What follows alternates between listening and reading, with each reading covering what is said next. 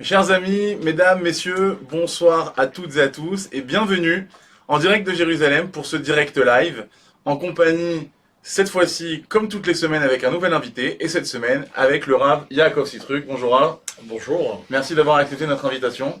Alors, c'est le rendez-vous hebdomadaire de tous nos fidèles membres puisque tous les dimanches soirs, à 17h heure française, nous nous retrouvons ici pour ce direct afin de pouvoir répondre à vos questions que vous pouvez poser sur les différents supports où cette vidéo est diffusée. Je vous invite dès à présent à partager autour de vous cette vidéo afin que ce direct live puisse commencer comme il se doit. Alors, le thème de ce soir, on a décidé de traiter le thème de la tsniout en 2018, donc c'est la pudeur en 2018. Rav Sitruk, on va peut-être commencer ce direct par définir ce qu'est la tsniout, la pudeur. On arrive dans une période où les jours se font de plus en plus beaux, où la chaleur commence à arriver, donc la tentation pour les dames ou les demoiselles peut-être de se dévêtir davantage se fait encore plus grande. Comment résister à cette tentation? Et peut-être aussi, est-ce qu'on parle de tsniout pour un homme? Voilà, autant de sujets, autant de thèmes qui seraient sous le thème donc, principal de la tsniout, sur lesquels on pourrait donc répondre. Alors dommage parce que moi ce que j'aurais voulu c'est traiter le thème de 2018 plutôt que la pudeur. En fait c'est parce que j'arrive pas à comprendre le lien qu'il y a entre Tsniout et 2018. Alors d'abord j'ai une bonne nouvelle, c'est que la Tsniout en 2018 c'est la même qu'en 2017 et en 2016, et il y a 200 ans, et 800 ans, et depuis que la Torah a été donnée. Il y a eu le réchauffement climatique aussi depuis. Justement, donc elle est pire. Non, en fait pour être sérieux, je comprends tout à fait, c'est que on veut savoir dans un contexte actuel et moderne comment se situer par rapport à cette contrainte, ou alors plutôt comment situer cette valeur dans notre vie quotidienne. Alors d'abord un petit mot sur le concept tsniout. Avant de parler d'hommes, de femmes, d'été, d'hiver, qu'est-ce que c'est que tsanoua? D'accord, donc le mot tsniout c'est la pudeur. Qu'est-ce que c'est que tsanoua? Tsanoua c'est quelqu'un qui est pudique. Être pudique c'est quoi? Prenons un exemple, on est en ce moment dans la période du Homer. Pendant la période du Homer, qu'est-ce qu'on fait? On compte tous les jours, un jour de plus, comme vous le savez. Nos maîtres se demandent, est-ce que compter est une bonne chose? Vous savez que selon la tradition, on n'aime pas trop compter. Parce que compter, quelque part, c'est limité. Et en fait, il y a dans cette notion de compter quelque chose qui nous dérange. On aime au contraire les choses qui ne sont pas définies quand elles n'ont pas besoin de l'être. Pourquoi? Parce que la définition est toujours réductrice. Je m'explique. Quand j'ai, par exemple, de l'argent dans ma poche, ok, si je sais que j'ai 172,25 euros, ben j'ai pas 172,26 euros. Ok, c'est défini, c'est clair, c'est limité, c'est une réalité. De l'autre côté, quand quelqu'un a de l'argent et qui ne sait pas combien il en a vraiment, eh ben, il est dans un doute, ok, qui ne le limite pas. Donc en fait, la vraie question, c'est de savoir est-ce qu'il vaut mieux une certitude limitée ou est-ce qu'il vaut mieux un doute qui est illimité? Question purement philosophique, intellectuelle, en tout cas intéressante. En d'autres termes, ce qui est figé nous dérange. Pourquoi est-ce que cela nous dérange? Parce que ça implique automatiquement que on est dans une limite qui est absolument infranchissable. Alors dans le même sens, c'est pour essayer de consolider ce que je vais expliquer, il y a dans la vie deux attitudes possibles. Il y a des gens qui aiment montrer ce qu'ils ont, montrer ce qu'ils sont, montrer ce qu'ils savent. C'est une attitude. Il y en a une deuxième qui consiste au contraire à essayer de cacher au maximum, c'est-à-dire limiter ce qui est apparent. Limiter ce qui est apparent, ça veut dire quoi? C'est-à-dire qu'en fait, quelque part, quand vous voyez une personne, ok, vous devez vous dire que ce que vous voyez d'elle est beaucoup moins que ce que cette personne est dans la réalité. Alors voilà ce que c'est que être pudique. Être pudique, c'est être capable, non pas de montrer, mais de susciter peut-être, à travers un espèce de mystère, parce que justement je cache. En d'autres termes, le problème n'est pas de cacher, le problème est de ne pas montrer. Parce que lorsque l'on montre quelque chose, c'est exactement comme lorsqu'on le compte, de façon intrinsèque, on le dévalorise. Alors par exemple, je vais essayer de ne pas dire tout ce que je sais. Parce que si je vous dis tout ce que je sais, vous allez tout de suite découvrir mes limites. Or peut-être que justement la magie d'une relation, la magie qui fait qu'on s'apprécie les uns les autres, c'est qu'on aime bien essayer d'imaginer, essayer de rêver un petit peu. Vous voyez, quelqu'un de séducteur, c'est quoi? C'est quelqu'un qui sait faire rêver. Le séducteur est quelqu'un qui sait montrer juste ce qu'il faut pour qu'on puisse imaginer beaucoup plus. Un bon séducteur n'est pas forcément quelqu'un qui est meilleur qu'un mauvais séducteur. Il sait juste valoriser ce qu'il montre et ce qu'il cache. Voilà ce que c'est que la tsniout dans son, on va dire, dans son essence. La tsniout, c'est la capacité d'une personne à montrer uniquement ce qui est nécessaire et justement à savoir cacher ce qui ne l'est pas. Si je peux me permettre, je voudrais donner un exemple supplémentaire. Et là, je vais entrer dans le sujet hommes et femmes. Mais peut-être pas là où vous m'attendiez. Justement dans la relation entre un homme et sa femme, entre une femme et son mari. Qu'est-ce que c'est qu'une relation saine? C'est une relation dans laquelle on n'a jamais terminé de se découvrir. Vous savez que bien souvent les problèmes surgissent dans une relation quand les deux antagonistes ou protagonistes, ça dépend de la situation, sont convaincus de connaître l'autre parfaitement. Les parents font des erreurs quand ils sont sûrs de connaître leurs enfants. Les enfants commettent des erreurs quand ils sont sûrs de connaître leurs parents. C'est une utopie. En fait, on ne se connaît jamais complètement. Le problème, c'est de savoir convaincre l'autre qui ne me connaît pas complètement. Alors, qu'est-ce que c'est qu'une relation tsniout dans un couple? C'est quand, à l'intérieur de cette intimité, de la relation qui est peut-être la plus proche qui existe entre les êtres humains, eh bien, c'est justement d'être capable de jouer avec ce que je montre et avec ce que je cache. De montrer peu pour suggérer beaucoup. Maintenant, vous imaginez que cette même, ce même slogan, dans une relation qui n'est pas celle du mariage, elle est très vicieuse. À l'intérieur du mariage, elle est magique. C'est-à-dire que finalement, prenons l'exemple de quelqu'un qui aime paraître beau, paraître belle, eh bien, sa magie, c'est-à-dire sa sagesse, ça va être justement de choisir ce qu'elle montre et de choisir ce qu'elle cache. En d'autres termes, de choisir ce qu'elle découvre afin de mieux laisser rêver celui qui découvrir. Dans la vie, c'est intéressant de savoir que quand on parle, on peut ou lasser les gens, ou au contraire, leur donner envie d'en savoir toujours un petit peu plus. Si on vous donne un temps de parole, essayez de finir juste 1 minute avant, vous voyez, en disant, bon, je garde encore un petit peu pour la prochaine fois. On vous fera revenir. N'est-ce pas? Cette logique, ce mécanisme, il est intéressant dans tous les domaines de ce qu'on appelle la découverte l'un par l'autre. Alors ça, c'est une première idée. Voilà ce que c'est que la pudeur. La pudeur, c'est quelqu'un qui est capable de ne pas tout montrer. Donc, si vous permettez, je vais être cash. C'est pas un peu de démagogie de cacher ça, enfin d'ailleurs c'est le cas de le dire, et de dissimuler cette notion de tsniout à travers cette notion de jeu, de savoir plaire, de garder un jardin secret, son intimité. Vous savez ce que c'est la démagogie? La démagogie, c'est quand vous dites ce que les autres ont envie d'entendre, en cachant soigneusement ce que vous n'avez pas envie qu'on n'entende pas. D'accord? C'est de la pudeur. Très bien. C'est pas mon cas. C'est pas mon cas parce que c'est un sujet avec lequel je suis complètement à l'aise.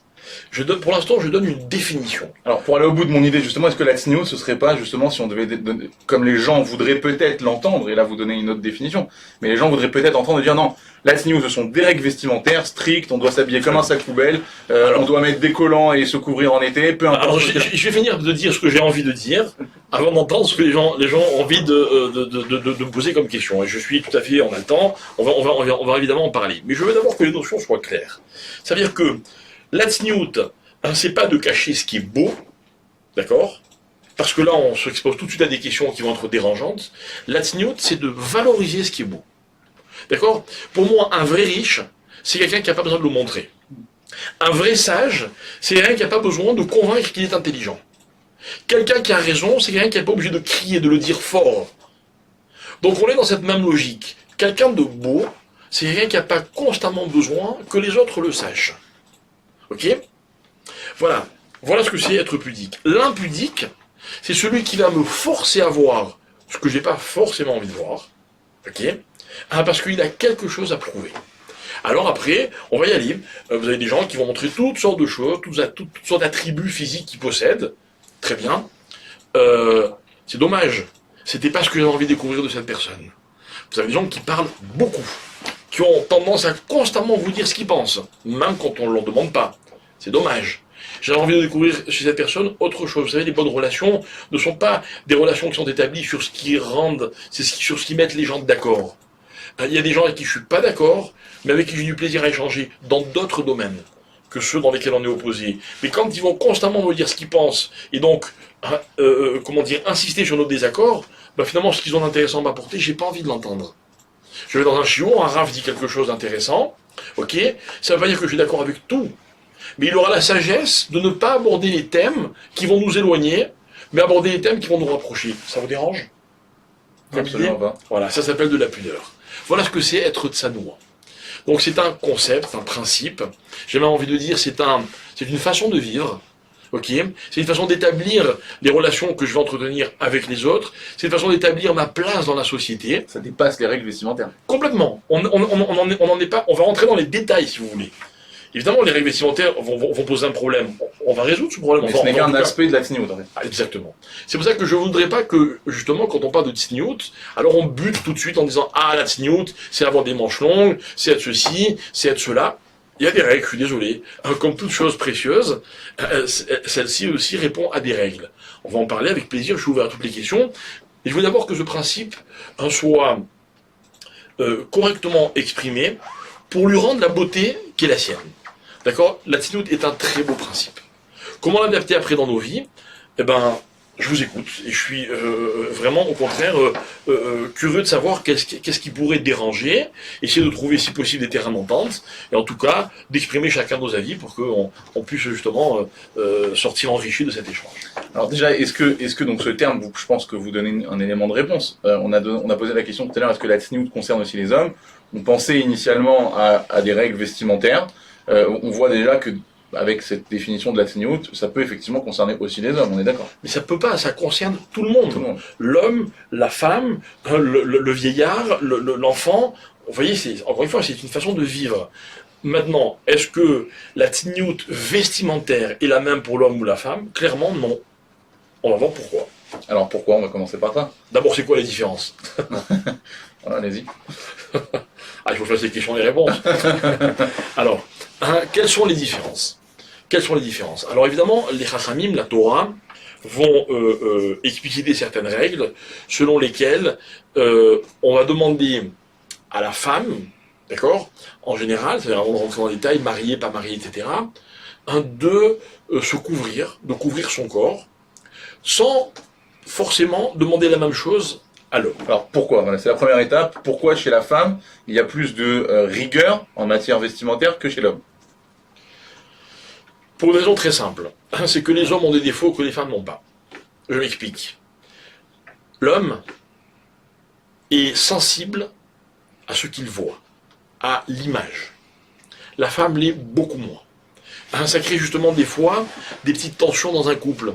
Parce que l'homme est persuadé que sa femme va réagir de la même manière que lui à ce qu'elle voit. Ce n'est pas le cas. La femme oublie que l'homme va réagir souvent à ce qu'elle voit. À ce qu'il voit, pardon. Et donc il va y avoir un certain nombre de tensions. Mais d'un autre côté, il faut que les choses soient, j'allais dire, avouées. Un homme, c'est vrai, il est sensible à certaines images. Alors par exemple, il m'est arrivé un jour de me retrouver dans un avion. Le trajet était de Tel Aviv jusqu'à Prague. Varsovie. Et à côté de moi était assis un couple d'Israéliens, des gens qui n'étaient pas pratiquants et même peut-être un petit peu opposés. Et puis bon, on a discuté de choses et d'autres, et puis vers la fin du voyage, il nous restait à peu près une demi-heure avant l'atterrissage, je leur ai posé une question, je leur ai dit, mais est-ce qu'il y a des juifs là où vous habitez? Ils m'ont dit non, pas beaucoup. Je dis, mais alors vous avez une communauté, vous fréquentez ceci, cela, et la dame, elle me regarde, elle me dit, mais tu sais, nous, on n'a pas besoin de fréquenter des juifs. Très bien. Et elle me dit d'ailleurs, je vais te dire quelque chose qui va te déranger, donc je n'avais pas posé la question. Elle me dit, nous, si nos enfants n'épousent pas des juifs, ça ne nous dérange pas du tout. Bon. Alors, donc on me pose ce problème, j'ai encore une demi-heure devant moi, il faut que j'arrive à exploiter cette demi-heure. Donc, la discussion s'engage, pourquoi, ceci, cela, etc., etc. Et puis au bout d'un moment, le discours, vous savez comment ça se passe, le débat, souvent, il part à droite, il part à gauche. Et puis au bout d'un moment, elle me dit, comme ça, elle me dit, mais tu sais, moi, la religion, j'ai un vrai problème avec la religion. Je dis, ah bon, qu'est-ce qui t'arrive? Elle me dit, voilà, par exemple, il y a quelques mois, c'était la bar mitzvah de notre fils. On a tenu à fêter cet événement au Kotel. On arrive au Kotel, j'ai demandé à être assise à côté de mon fils, on m'a pas laissé m'asseoir à côté de mon fils. Est-ce que tu trouves ça normal? Bon, j'analyse. Elle a un problème avec la religion, mais elle a fait la bar mitzvah de son fils et elle l'a faite au Kotel. Donc déjà, c'est pas si mal. Ok. Donc il faut comprendre où le blé bas, pardon. Le débat. Non. Où le bas blesse, pardon. Ok. Donc où se situe vraiment le problème? Bref, et de fil en aiguille, je comprends parfaitement que ça la dérange que dans une synagogue, dans un lieu saint, sur ça on s'est mis d'accord, on la sépare de son mari et de son fils. Alors je dis, écoute, je vais poser une question à ton mari, et je voudrais qu'il me réponde très franchement, en me regardant dans les yeux, en sachant que tu es à côté de nous et que tu nous écoutes. Alors il me dit, oui, je t'en prie, vas-y. Je dis, voilà, dis-moi la vérité. Toi qui es homme, qui es un homme, est-ce que toi, en tant qu'homme, tu peux dire que tu as exactement la même attitude quand face à toi, il n'y a que des hommes, ou quand face à toi, il y a des hommes et des femmes ou que des femmes? Dis-moi si tu as exactement la même attitude. Il me regarde et puis il me dit, bon mais, non, je vais pas bon mais, oui ou non? Alors il me dit, écoute, c'est vrai, tu as raison, non. Non, un homme n'est pas le même quand en face de lui, il y a que des hommes, ou quand en face de lui, il y a que des femmes. Bien, mal, c'est pas le débat. Le débat, c'est quoi? Le débat, c'est que l'homme, il réagit à certaines choses. D'accord? Heureusement que c'est comme ça. C'est Dieu qui a créé l'homme, qui lui a donné cette nature, et que finalement, il y a une sensibilité d'un certain type chez la femme, une sensibilité d'un autre type chez l'homme. Il faut accepter la nature des choses. Je comprends que ce que je dis peut déranger, ok? Personnellement, ceux que ça dérange, je leur donne un seul conseil, de ne pas jouer avec le feu. Je passe ma vie à rencontrer trop de gens qui ont des problèmes de couple, qui ont des problèmes de regrets, qui ont connu des situations dans lesquelles malheureusement ils n'ont pas réussi à tenir leurs engagements. Il ne faut pas jouer avec le feu dans la vie. Alors la Torah, elle va essayer d'aider les uns et les autres, de savoir que finalement, entre un homme et une femme, il y a un jeu de séduction dont personne n'est responsable. Et il n'y a pas un dominant contre un dominé. Il y a un état. Il y a un état. Dans la Torah, l'une des idées pour moi qui est la plus marquante, c'est que on insiste énormément sur ce qu'est l'homme, énormément sur ce qu'est la femme. Ceux qui vous disent le contraire sont des ignorants. Ils n'ont tout simplement pas étudié suffisamment de textes. La force d'un individu, c'est quand il est dans son rôle. En tant qu'homme, je ne peux pas me permettre de jouer celui d'une femme, et une femme ne peut pas se permettre de jouer celui d'un homme. Dans la séduction, on retrouve ce mécanisme. Chacun a une place. Chacun a un ascendant sur l'autre. Donc finalement, il va falloir protéger la position et la force de chacun pour que la relation soit équilibrée. Voilà dans quelle mesure la tsniout, elle intervient. Elle intervient justement pour que la relation homme-femme ne soit pas toujours une relation de séduction. Pour que la relation homme-femme ne soit pas toujours une relation de beau ou pas beau, me plaît ou me plaît pas. Qu'elle soit une relation normale. Et quand, dans un comportement vestimentaire, on veut mettre en avant certaines choses, on ne respecte pas certains codes, on déplace le débat. Il ne faut pas avoir peur ce débat de le resituer, de le remettre à sa place. Si moi, par exemple, je suis invité à jouer au foot et que j'ai envie de frimer, je vais en costard, 3 pièces, cravate ou nœud de papillon sur un terrain de foot, je vais étonner tout le monde. Je vais être un sujet. En fait, qu'est-ce que je vais faire? Je vais me faire remarquer par un accoutrement qui est tout simplement pas adapté. C'est idiot parce qu'on était là pour me juger sur ma façon de jouer au foot. Vous comprenez? Je vais pas aller en costume à la plage, je vais pas aller en maillot, là où le maillot n'est pas de mise. Vous voyez, entre les deux, à vous de trouver l'équilibre. Mais s'habiller, c'est aussi s'adapter à une certaine situation, à un échange dans un certain domaine et pas dans un autre domaine. J'aimerais pas que quand je fais un cours, on me juge sur la couleur de ma chemise, d'accord, ou sur la taille de ma cravate. C'est pour ça que d'ailleurs je mets pas de cravate. D'accord? C'est pas le débat, du tout. C'est pas le débat. Je vais vous respecter en venant vous parler, en faisant attention plus ou moins à la façon dont je m'habille, mais c'est pas le débat. Maintenant, si j'étais mannequin sur une estrade en train de défiler, évidemment, on serait là pour me juger sur mes vêtements. J'ai pas envie qu'on parle des vêtements que je porte, ni de ceux que je ne porte pas. Voilà ce que c'est que la tzniut. C'est rentrer dans une normalité qui est adaptée à une situation. Lorsque un homme et une femme se rencontrent, ok, et qu'il y a tout de suite il y a un jeu de séduction. Or, le problème de la tzniut, il est directement lié à la séduction, comme je l'ai expliqué à l'instant. On déplace le débat. Il ne s'agit pas forcément de faiblesse ou de faute. Il s'agit d'un débat qui n'est tout simplement pas à sa place. Maintenant, si ce qui vous anime, c'est de vouloir séduire, de vouloir constamment plaire, je vous en prie. Mais après, s'il vous plaît, ne soyez pas hypocrite. Alors justement, voilà. Justement, c'est l'occasion qu'on donne à nos auditeurs de poser leurs questions maintenant, d'y aller franco, j'ai envie de dire.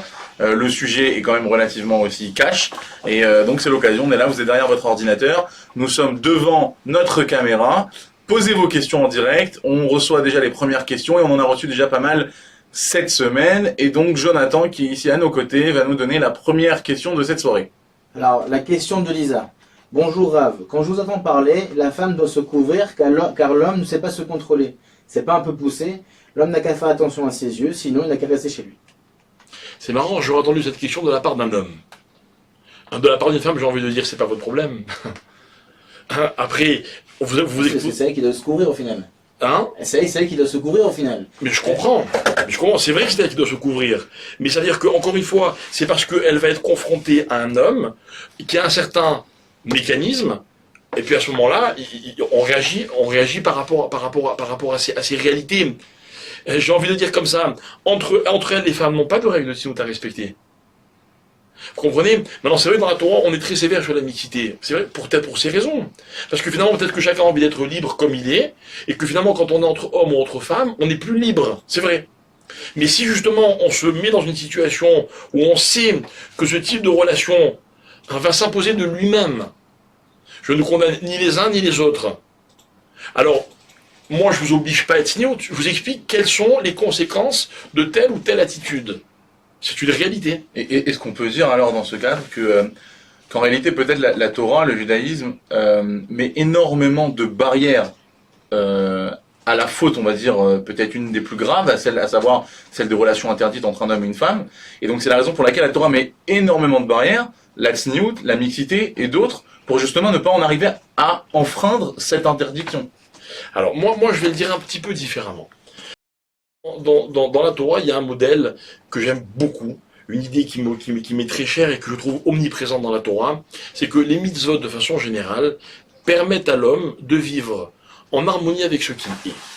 D'accord? Je répète, en harmonie avec ce qu'il est. Je m'accepte comme je suis, ce n'est pas un travers, ce n'est pas un défaut, ce n'est pas une lacune, c'est ce que je suis. Mais je dois savoir que je suis là pour m'améliorer. D'accord? Donc les lois de la tzniut, à quoi elles servent? Elles servent à ramener les hommes un petit peu à ce qu'ils sont, en leur disant, messieurs, vous devez savoir vous contrôler, vous devez connaître vos faiblesses, mais elles servent aussi aux femmes, dans certaines situations, à se protéger également. Absolument. Ça veut dire qu'il y a des choses qu'on me demande de faire pour me protéger. Ah, mais si moi j'ai pas envie de considérer que les autres sont dangereux, ne te protège pas.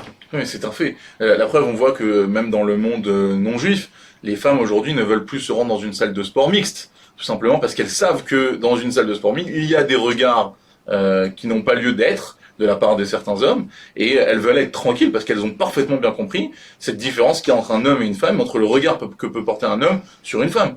Donc ça vient confirmer ce que vous dites. Tout à fait, exactement. Et c'est un sujet qui est très à la mode.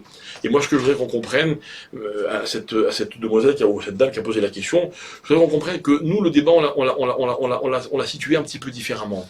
Nous, on veut pas que les femmes soient embêtées. Non, on veut pas que les femmes se sentent regardées, se sentent,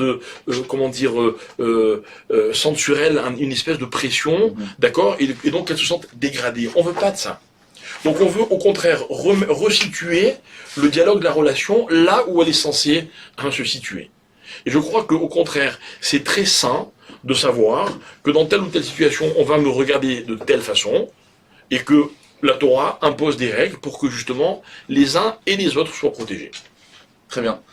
Jonathan, question suivante. Prochaine question. Vous parlez de sniout, mais il y a des situations qui sont impossibles. Par exemple, faire du ski ou faire un jogging. Comment on fait dans ces situations-là? Alors, c'est très simple. Il y a des règles dans toutes les situations. Il y a des règles dans toutes les situations. Quelqu'un qui veut faire du ski, je ne suis pas posé à l'halakha, donc je ne vais pas vous donner la halakha, mais je voudrais que vous sachiez que quelqu'un qui veut faire du ski, eh bien, il y a moyen de faire du ski en respectant les règles de la tzniut. Demandez à un rabbin qui est posé à l'halakha, au rav qui est le vôtre, ok? Si c'est votre cas, demandez-moi quand vous avez envie, et puis je vous expliquerai quelles sont les règles. Mais, encore une fois, justement, c'est intéressant comme question parce que je voudrais bien qu'on note que tous les cas de figure ont été pensés et réfléchis par la halakha. Encore une fois, il faut connaître. Alors on va justement avoir l'occasion d'échanger là-dessus. On va faire tout de suite une pause vidéo avec un sujet intéressant là aussi sur tout simplement quel prénom choisir pour ses enfants. On se retrouve dans quelques instants. Je vous laisse en attendant poser vos questions, partager cette vidéo. On se retrouve dans les 2-3 minutes qui suivent. À tout de suite. Bonjour Rav, pour notre futur enfant, quel prénom conseillez-vous? Comment choisir? Choisir un prénom, c'est ce qu'il y a de plus compliqué après la naissance. Voyons ça de plus près, go! Certains cherchent surtout un joli nom à la mode, mais le Talmud nous enseigne que ce choix n'est pas insignifiant, car le prénom de l'enfant aura une influence sur lui, sur ses traits de caractère et même son destin. Quelle responsabilité! Parfois le destin est déjà écrit dans les prénoms. Par exemple Evel, qui signifie un souffle, a une vie très passagère. Ce n'est que quand Avram a changé son nom en Avraham qu'il a pu accomplir son nouveau destin de père des nations. Celui qui change de prénom change de destin. Voici 5 conseils pour faire un bon choix. Premièrement, le top du top, ce sont les prénoms bibliques. Ils ont une sainteté spéciale et l'enfant aura toutes les chances d'en hériter. Par exemple, les Avram auront un penchant pour la générosité, ou vous pouvez aussi choisir David qui s'est battu pour la justice. Léa qui était douce et persévérante, ou Yaël qui était pleine de courage. Si vous hésitez entre plusieurs noms, demandez l'avis d'Arav. Allô? Beaucoup font même la queue pour ça. Le Chazon Ish, par exemple, disait que donner un nom relié à la paracha qui tombe dans la semaine de la naissance est source de bénédiction. Sinon, vous pouvez aussi donner des prénoms non bibliques, mais portés par notre tzadikim, comme Chaim, Nissim, Menachem. Ou si c'est une fille, des prénoms qui ont été portés par des grandes femmes, Sultana, Perla, Beila, Sheina, Tova ou Simcha. Car comme nous l'enseigne le roi Shlomo, le souvenir du juste est source de bénédiction. Mais évitez le nom des personnages impies, comme le roi Nimrod qui s'est révolté contre Dieu, ou Shlomit. Troisièmement, ne donnez pas un prénom masculin à une fille, et vice-versa. Comme par exemple Daniel, Gabriel ou Raphaël, car parfois ça peut changer leur mazal. Quatrièmement, il est possible de donner le nom d'un proche disparu, sauf si sa mort a été prématurée ou tragique. Cinquièmement, il doit plaire aux deux parents. Alors que ce soit Daniel, Ethan, Dara, Raphaël, Binyamin, Myriam ou Naomi, choisissez-le ensemble, même s'il ne plaira pas à toute la famille. Et la belle famille. Et n'oubliez pas, si c'est un garçon, ne dévoilez son prénom qu'à la Brit Mila. Car c'est un moment d'une grande sainteté qui sera bénéfique pour son destin. Et si c'est une fille, nommez-la à la synagogue, le lundi, jeudi ou Shabbat, lors d'une montée à la Torah, pour que ce soit fait dans le cadre d'une mitzvah. Une dernière chose, même si le prénom influence la destinée, il ne la fixe pas. Il donne une impulsion pour construire l'avenir. Et ce sont les actions et les prières qui font l'essentiel. Alors bon mazal et soyez tous bénis. Rebonsoir à toutes et à tous, bienvenue pour ceux qui nous rejoignent sur le plateau donc de Torah Box, ici en direct de Jérusalem, et indirect, comme je vous le disais, pour que vous puissiez poser vos questions à notre invité, et pas des moindres, le Rav Yaakov Sitruk, qui est avec nous donc pour répondre à vos questions sur le thème de la Tzniut en 2018. Jonathan, a-t-on une prochaine question? Alors, prochaine question de Franck. Comment un homme peut travailler en France alors que les femmes non juives qui travaillent avec lui ne sont pas du tout sniout? Une grande question. Je repose la question, est-ce qu'il doit démissionner? Ah, Elle est plus mal à l'aise. Hein. Alors, je vais vous raconter un cas concret qui nous est arrivé. On est venu nous demander un jour, c'est un monsieur qui nous disait qu'il travaillait avec une dame, lui c'est un homme marié qui essaye d'être religieux, on va dire, ok, et il avait une collaboratrice, et cette collaboratrice, elle usait des avances et c'était insupportable. Et il était venu nous voir en nous disant, mais je sais pas jusqu'à quand je vais tenir. Alors je pose la question, il doit faire quoi d'après vous? Il doit faire quoi? Alors, la réponse, il y a des situations extrêmes dans lesquelles des décisions peut-être douloureuses s'imposent. Et il y a des situations dans lesquelles on peut composer. On peut composer. Je veux dire, je pense que voilà, le but c'est pas de vous donner une réponse extrémiste. Je sais très bien que y a des gens qui peuvent pas changer de travail, il y a des gens aussi qui n'ont pas été comment dire habitués à vivre avec selon une orthodoxie qui peut paraître extrême, etc. Donc faut pas non plus vouloir changer le monde et adapter ce que je vous dis à la halakha. Mais encore une fois, si danger il y a, pour moi la réponse est sachez vous protéger. Ok, je peux pas donner de réponse plus précise parce que il y aurait trop de cas. Mais encore une fois, quelqu'un qui se mettrait en danger en disant ah non moi je risque rien, ah non c'est pas grave, ah non ceci, on en a vu trop, venir un jour pleurer et je pense que c'est vraiment dommage. Le risque est encore une fois trop important et trop. Et puis les enjeux sont capitaux. Ouais. Alors, nouvelle question. J'ai vu dans un livre qu'une fille ne doit pas être dans la même maison que son frère. Vous poussez pas un peu le bouchon un peu trop loin? Qui vous? Les rabbinines, quoi. Vous voulez un vin? Alors je propose à cette personne de bien se renseigner sur les lois qui s'appellent les lois du Ihoud. Entre parenthèses, on est sorti de notre sujet. D'accord? Les lois du Ihoud, c'est quoi? C'est vrai que le point commun, c'est un certain mécanisme qui fait qu'on se met dans une situation dangereuse. Est-ce que entre un frère et une sœur, la halakha est catégorique pour dire qu'ils ne doivent pas s'isoler et vivre ensemble? Encore une fois, je ne suis pas posek halakha. D'accord? Mais de ce que j'ai étudié, ce n'est absolument pas aussi catégorique. Et voilà pourquoi je vous invite à vous renseigner de façon beaucoup plus précise, plutôt que de décider que les rabbins poussent le bouchon un peu trop loin. Encore une fois, c'est dommage qu'il y ait trop d'ignorance qui pousse les personnes à catégoriser les réponses et à les définir des fois de façon pas tout à fait juste. Alors, la nouvelle question d'Eric. Lorsque je vais à la plage, ça ne me dérange pas du tout de voir des femmes en maillot ou autre. Il ne faut pas avoir l'esprit mal placé. Là encore, c'est peut-être se voiler la face. Alors on raconte qu'un jour, un homme est allé voir un très grand rave. Il lui a dit, vous les rabbins, vous avez vraiment les idées mal placées. Moi, quand je serre la main d'une femme, ça ne me pose aucun problème. Pourquoi vous, ça vous pose un problème? Et l'homme lui dit, tu vois, ce qui est chez nous quelque chose dont on est fier, c'est que ça nous pose un problème. Et toi, malheureusement, tu es dans une situation où ça ne te pose même plus de problème.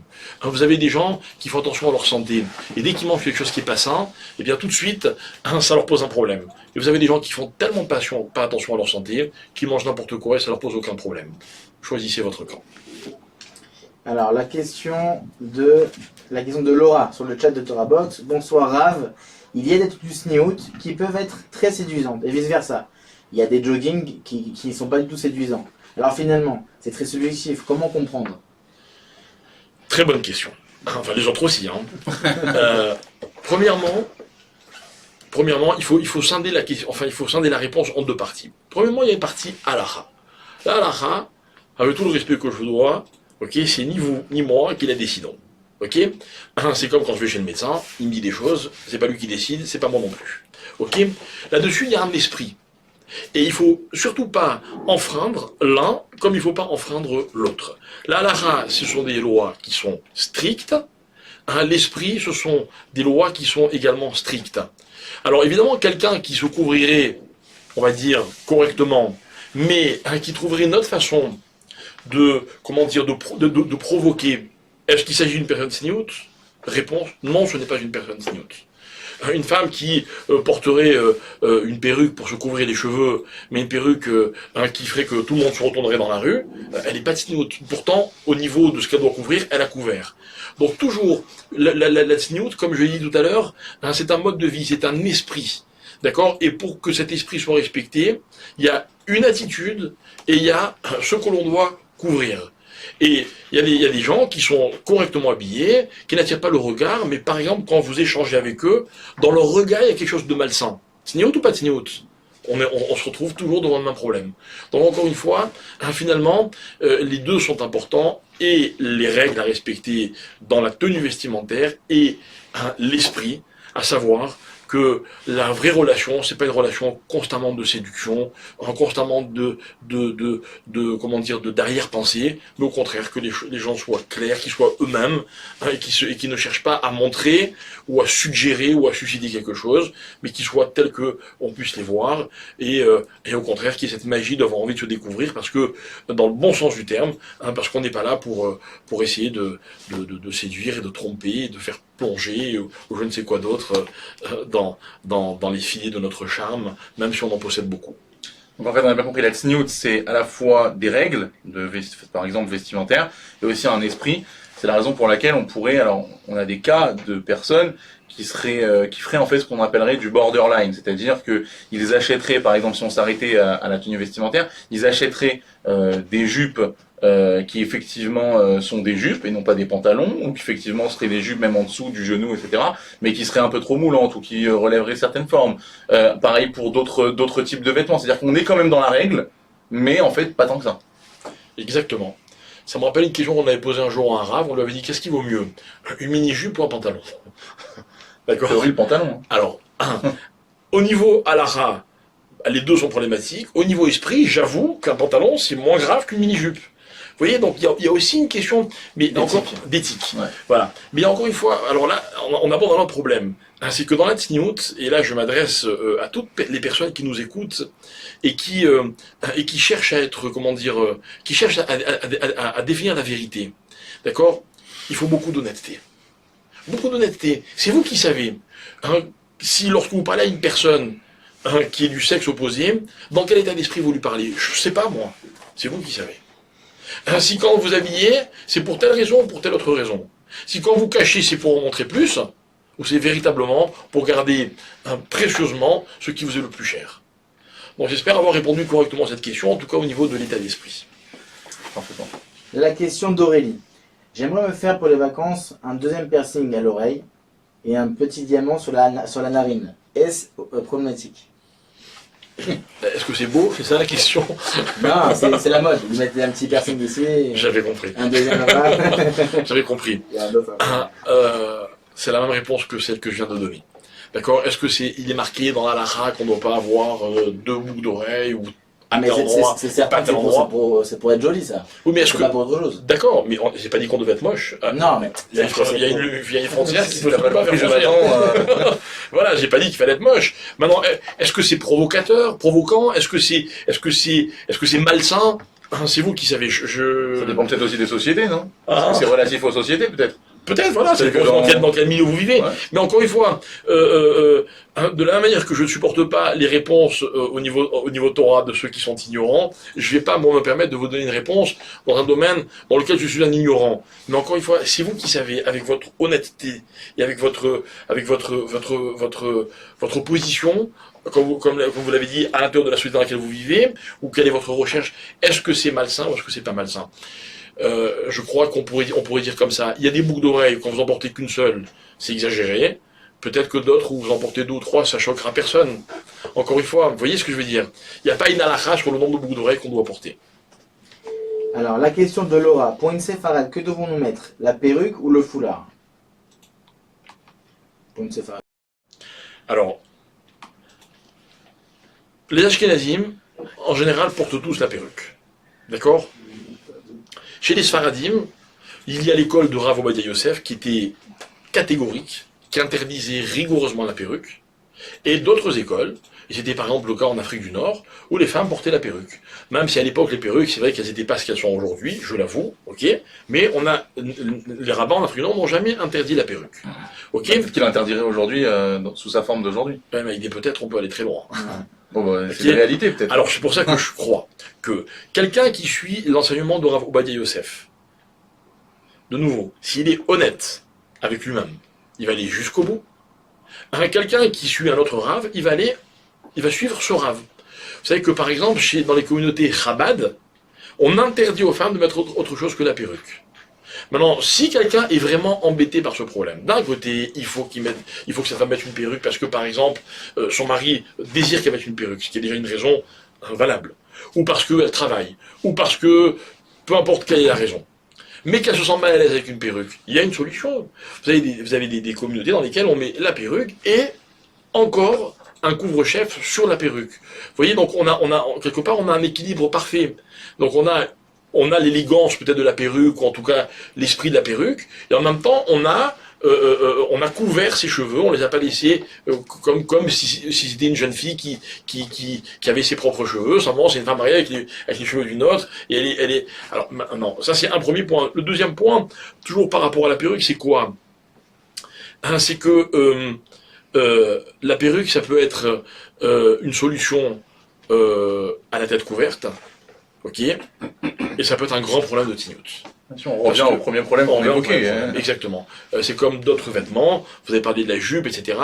Si elle est comme ceci ou comme cela, elle pose problème, ok, mais si elle est dans la normalité, si on est encore une fois dans un équilibre, si on est dans un bon esprit, alors chacun saura qu'il y a des limites qu'il ne faut pas dépasser, que telle ou telle attitude, elle est problématique, que telle ou telle attitude, elle n'est pas problématique. Mais très franchement, une femme, quand elle met une perruque, je suis pas femme, je sais pas, mais une femme, quand elle met une perruque, a priori, elle donne les réponses que vous évoquiez tout à l'heure, à savoir, je mets cette perruque pour me faire belle, et donc, Non, pas forcément. à partir du moment où on est en extérieur, alors, Mais encore une elle fois, attirerait le regard peut-être mais des encore autres. une fois, il ne s'agit pas d'être moche.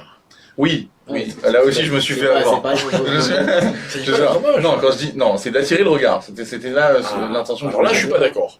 Alors là, je suis pas d'accord. On peut être élégant, d'accord, on peut être distingué, mais sans chercher à attirer le regard. Et à ce moment, on peut attirer le regard avec un foulard extravagant. Hein. Exactement. À ce moment-là, il n'y a pas de solution à ce problème. Quelqu'un qui veut attirer le regard, il va trouver un moyen de l'attirer. Mais je vais aller un petit peu plus loin. Attirer le regard. On dit que si on attire le regard, ça pose automatiquement problème, mais en même temps, à partir du moment où on ne veut pas attirer le regard des autres, alors il faudrait se faire moche. Et là pour le coup, oui, j'insiste sur le fait du concept du beau ou du moche. Mais non, je crois pas. Sincèrement, je pense qu'on peut ne pas être moche et ne pas attirer le regard. Justement, c'est là que j'insiste. Il y a un équilibre. Il y a un équilibre. Il y a quelqu'un qui est présentable, qui est agréable au regard. Voilà. Voilà, je crois que le mot il est là.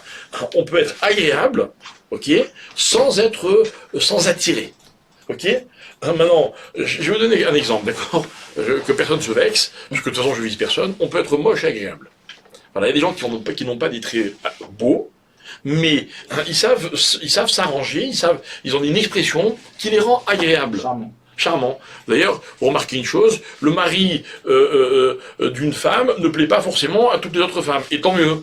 Et pareil pour les femmes. D'accord? C'est-à-dire que quand il y a des gens qui trouvent leur mère très belle, et les hommes ne comprennent pas pourquoi. Ou leur femme, comme vous voulez. Donc finalement, qu'est-ce que c'est? C'est quoi la définition? C'est agréable. Si, moi, quand je me prépare, et je vais sortir dans la rue, je me trouve agréable. Je suis peut-être pas beau aux yeux des autres. Donc la beauté, c'est subjectif, et être agréable, c'est peut-être déjà un peu plus objectif. Plus ou moins. Ou alors le contraire. Mais peu importe. C'est-à-dire que, encore une fois, le tout, c'est de rester dans un esprit qui est important. Dans un esprit qui est important. Il ne s'agit pas de se rendre laid.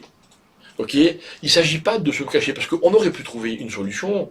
Un curé arranger tout le monde. J'allais vous la poser. Voilà. Dans notre religion, on les cache, les femmes. On les couvre complètement.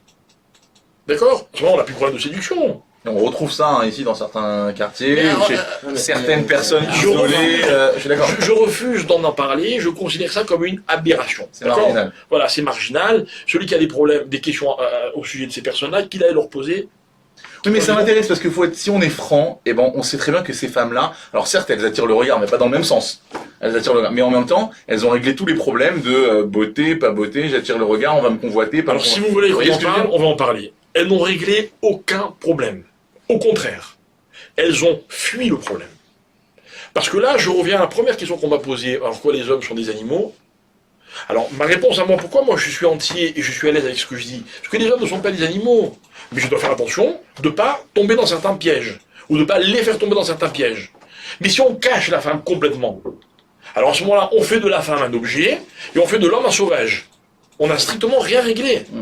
Mais si justement, rappelez-vous ce que je dis et que je redis. Si le but recherché, c'est de créer des relations normales, que les gens soient tels qu'ils sont véritablement. Moi, quand je parle à ma mère, ou quand je parle à ma sœur, je ne cherche pas à la séduire. Je cherche à ce qu'elle m'écoute et qu'elle me regarde comme je suis. D'accord? Et bien quand je parle à quelqu'un dans la rue, il faudrait que ce soit la même chose. Que ce soit un homme ou une femme. Maintenant, si un homme, quand il sait qu'il va rencontrer que des hommes, il vient, il est habillé n'importe comment, mais quand il sait qu'il va voir des femmes, il fait beaucoup plus attention à lui, il a un problème. Pareil quand il s'agit d'une femme. C'est un problème ou c'est naturel? Mais c'est une nature qu'il faut savoir maîtriser. Si on la maîtrise pas, c'est un problème. Donc pour les femmes, c'est la même chose. Imaginez une femme, ça dépend. Quand elle est chez elle à la maison, elle est habillée n'importe comment. Mais quand elle sort dans la rue, elle va faire beaucoup plus attention à elle. Alors là, oui, c'est vrai. Cette beauté-là, elle me dérange. Je vais vous raconter l'histoire d'une femme que j'ai connue, enfin, je l'ai vue, d'accord? Parce que c'était la mère d'un ami, pas d'un ami à moi directement, mais de l'ami d'un ami à moi. Et elle était beaucoup plus connue que ça, parce que c'était la femme d'un grand rosh yeshiva. Et, écoutez bien cette histoire, elle habitait dans un quartier orthodoxe, évidemment comme il se doit, et dans l'immeuble dans lequel elle habitait, il y avait un rav chez qui moi j'allais étudier pour prendre des cours. Et notamment, on parlait des sujets de tsniot, etc., de toutes les lois qui concernent justement les relations hommes et femmes, même à l'intérieur du mariage. Et voilà que cet homme-là, ce rave-là, nous a raconté qu'un jour, il voyait la femme de son rosh yeshiva fréquemment dans les escaliers, dans la cage d'escalier, comme n'importe quelle voisine. Et elle attirait pas le regard, elle se comportait de façon tout à fait normale. Et voilà qu'un jour, il tape chez elle à la porte, il a besoin de quelque chose. Et l'ouvre une femme qui ne reconnaît pas du tout. Elle avait une perruque très longue, elle est habillée de façon très séduisante, et cette femme est très gênée quand elle ouvre la porte. Elle dit « Ah pardon, je croyais que c'était mon mari ». Alors il dit « Non mais moi je n'étais pas venu vous voir à vous, j'étais venu voir la femme du rosh yeshiva ».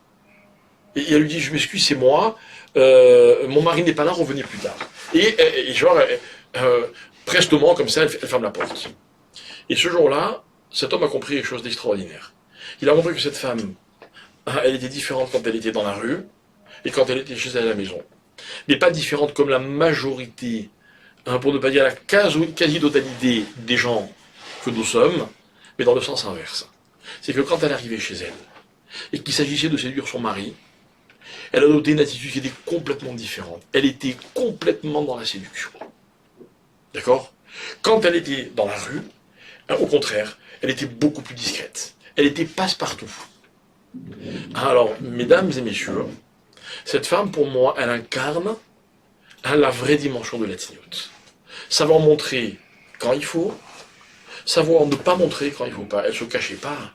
Vous savez, je vous dis mieux que ça, cette femme, elle a été une des premières femmes orthodoxes à passer à la télé pour animer une émission à propos de je ne sais plus quoi, parce qu'elle avait fait beaucoup d'études. Et cette femme n'a jamais considéré comme un problème de société de ne pas avoir la même attitude chez elle et à l'extérieur de chez elle, mais parce qu'elle le vivait dans le bon sens du terme. Elle n'était pas une femme objet pour les autres. Mais son mari, elle cherchait constamment à le séduire. C'est-à-dire que finalement, elle a replacé la séduction dans un véritable contexte, dans le véritable contexte. Sain. Dans le contexte, absolument. Sain. Dans les deux orthographes. J'allais le dire. Sain, sainement et avec sainteté. D'accord? Ça, pour moi, c'est un exemple qui est marquant. Pourquoi? Parce que, pour moi, cette femme, elle a réinventé la tzniut. Elle s'est jamais cachée, mais elle s'est jamais montrée quand il fallait pas. Elle n'a jamais été moche, parce que moi, je l'ai déjà vue dans la rue. D'accord? C'était la mère d'un ami, ok, etc. Elle n'a jamais été moche. Mais quand elle était chez elle à la maison, alors elle s'arrangeait pour être peut-être beaucoup plus belle. Ok, donc ça veut dire, encore une fois, vous voyez, on se resitue. La tzniut, elle est un mode de relation. Et pour toute personne qui n'est pas prête à l'accepter, je répète, c'est courir des dangers, des risques, de vexation. Au contraire, de ne pas être considéré à notre juste valeur, d'être relégué à la place d'un objet. Moi, j'ai pas envie, quand je passe dans la rue, que les gens se retournent pour dire il est beau, il est moche, il est mince, il est gros. C'est pas votre problème. C'est pas ça que j'ai envie que l'on perçoive de moi. Maintenant, je vais faire attention parce que je sais que malheureusement, on vit dans une société où on est extrêmement regardé, où l'apparence est importante. Je ne veux pas que ce soit primordial. Que je sois un homme ou une femme, il se trouve que je suis un homme, mais je pense que si j'avais été une femme, j'aurais dit la même chose. Et vous voulez que je vous dise quelque chose, ce qui me désole, mais véritablement, c'est que j'ai l'impression que les sociétés se cachent la vérité. C'est tel, en ne respectant pas les règles de la tzniut, en voulant soi-disant donner aux femmes des droits, soi-disant, pas soi-disant des droits qu'elles n'avaient pas, en voulant donner une place, en soi-disant que personne ne voulait leur donner. Je crains qu'elle n'ait fait de la femme un objet de séduction. Et quand vous passez devant une grande affiche, avec une fille qui se veut être très jolie, qui est habillée au minimum, parce que justement, ce qu'on veut, c'est qu'elle attire le regard pour vendre tel ou tel produit. Mais enfin, ça vous fait pas de la peine. Vous n'avez pas honte pour cette femme. Vous n'avez pas de la peine pour cette femme. C'est ça une femme libérée, c'est ça une femme heureuse. Permettez-moi de considérer que c'est à contresens de la réalité, de la vérité des choses. Et que la vérité, au contraire, la vérité, c'est de pouvoir considérer une femme et un homme de la même manière. Mais une femme en tant que femme et un homme en tant qu'homme. Et moi, en tant qu'homme, je connais mes faiblesses, ok, mais je connais aussi les faiblesses des femmes parce que je suis marié, j'ai une mère, j'ai des sœurs, comme la plupart des gens, d'accord. Je vais respecter les faiblesses des autres, je vais pas les choquer.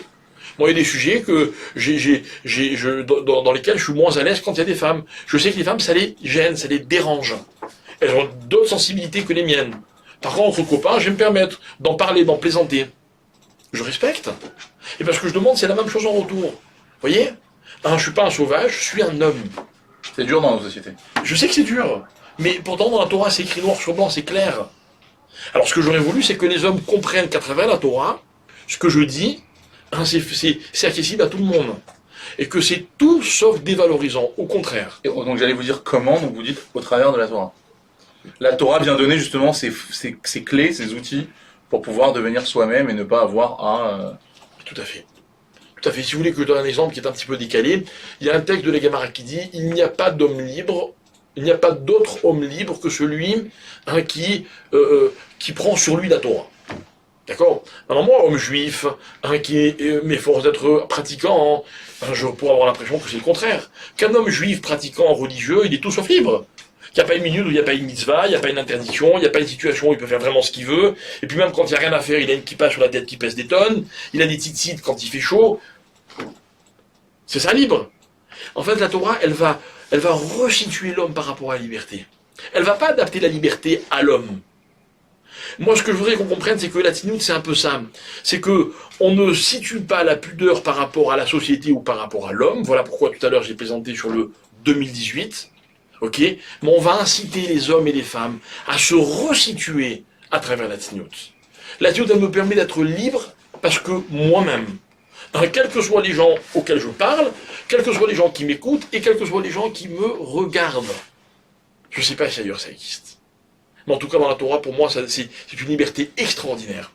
C'est une valorisation parce que j'ai une place, j'ai un rôle.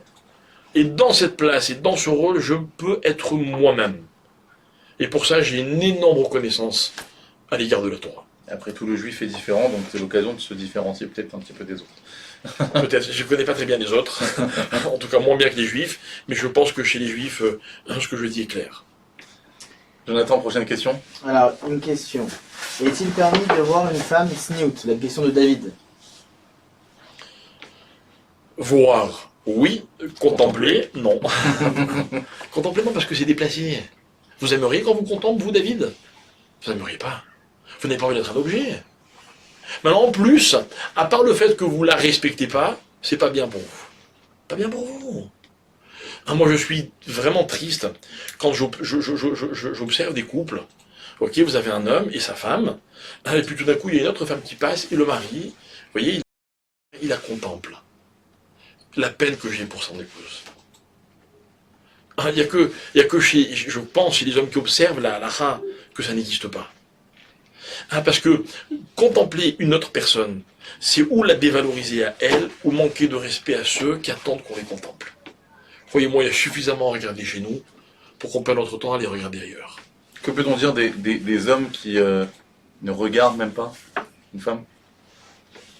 Est-ce que ce serait justement peut-être une certaine forme d'honnêteté par rapport à la nature humaine ou la nature masculine? Alors, ou bien est-ce qu'on pourrait les assimiler à ces femmes tchador Alors, la réponse, elle est un petit peu différente que ces femmes qui se couvrent complètement. Pourquoi? Parce que il y a deux catégories de gens. Ok, il y a des gens qui sont embarrassés face à une femme, donc des hommes embarrassés face à une femme, et là, je sais pas, il y a un problème qu'il faut peut-être gérer, régler, peut-être un peu resituer. Et puis il y a des hommes qui sont pas embarrassés par rapport à une femme, mais qui, pour des raisons personnelles, préfèrent éviter de les regarder. Par exemple, je connais des rabbinim, que je ne vais évidemment pas citer par leur nom. Quand une femme leur adresse la parole, ils prennent toujours le temps de l'écouter, de lui répondre. Ils ont un langage qui est adapté à la personne qui est en face d'eux. Par contre, ils ne regardent pas. Mais quand vous communiquez avec eux, vous échangez avec eux, vous vous rendez compte que ce n'est pas un manque de respect. Mais attention, je peux comprendre que la personne qui n'est pas regardée se sente pas respectée. Je voudrais juste que vous ayez l'ouverture d'esprit pour considérer qu'on peut ne pas vous regarder et vous respecter quand même. Je dirais même au contraire, peut-être. C'est aussi une forme de grand respect de ne pas vouloir être tenté. Parce qu'en fait, après tout, ça ne regarde pas la personne en question. C'est pas personnel. C'est l'homme qui justement se préserverait. C'est vrai. Et donc du coup. C'est vrai, c'est vrai. Alors maintenant, encore une fois, à condition que la personne qui regarde pas, elle le fasse dans cet esprit. Donc encore une fois, ne jugez pas trop vite. Ne jugez pas trop vite. Ok, quand vous allez chez les grands rabbinim et qui regardent pas les femmes, c'est loin d'être un manque de respect à l'égard des femmes. Ok, c'est leur choix personnel. Vous aussi, il y a des choses que vous n'avez pas envie de regarder pour telle ou telle raison. Je vais vous dire encore mieux que ça. Moi, il y a des choses que j'ai pas envie que mes enfants regardent. Ok, ni je manque de respect à ceux que je ne veux pas que mes enfants regardent, c'est parce que j'ai mes raisons, et ni je manque de respect à mes enfants, et ni je leur enseigne le manque de respect. D'accord? C'est des choix personnels. Par exemple, il arrive que des fois, on n'a pas envie de regarder la détresse des autres. On n'a pas envie de regarder la souffrance des autres. Pourquoi? Alors là, parce que c'est bien ou mal, peut-être que là c'est mal. Mais je veux dire, à titre d'exemple, c'est pas un manque de respect. C'est un choix. C'est un choix. Ok, il se peut que des fois je sois dans un état d'esprit déterminé, et puis là ça me dérange pas, au contraire. Et puis il y a un jour où je suis dans un autre état d'esprit, par exemple, je sais pas moi, je vais ce jour-là marier mon enfant, et j'ai pas envie de gâcher ma fête en ceci ou en cela. Je dis pas que c'est bien ou c'est mal, c'est comme ça. C'est comme ça. Vous allez me parler de quelque chose, je dis non, aujourd'hui j'ai pas envie d'entendre parler de ça. D'accord? On a chacun notre façon de régler nos problèmes. Donc moi, si je suis face à quelqu'un qui ne veut pas me regarder parce qu'il a telle ou telle raison, c'est sa façon à lui de régler les problèmes. Dans la mesure où il me prouve que c'est pas un manque de respect, moi, ça ne me pose pas de problème. Voilà. Maintenant, si c'est un manque de respect, c'est autre chose. Jonathan. La prochaine question de Joseph. Est-il problématique de mettre des photos de soi sur Facebook pour un homme ou pour une femme?